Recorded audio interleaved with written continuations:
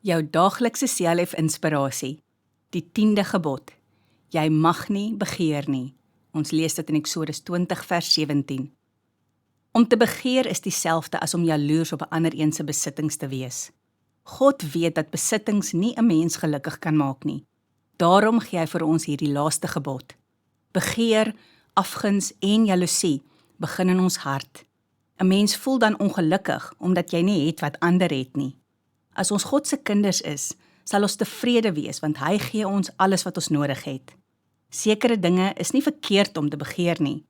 Ons mag begeer om 'n beter kind vir God te wees, meer kennis van die Bybel te kry, of om 'n meer liefdevolle mens vir ander op aarde te wees. As ons graag die mooi dinge van die lewe wil hê en ons vra die Here daarvoor, sal hy dit vir ons gee, as dit vir ons goed is. Hy wil ons graag gelukkig maak. Jesus sê in Matteus 6 vers 19, dat ons nie vir ons skatte op aarde bymekaar moet maak nie, want hier word dit verniel deur mot of roes, en diewe steel dit. Nee, ons moet vir ons skatte in die hemel bymekaar maak. Kom ons bid saam. Dankie Here ook vir hierdie gebod. Help my om nie ander se goed te begeer nie. Amen.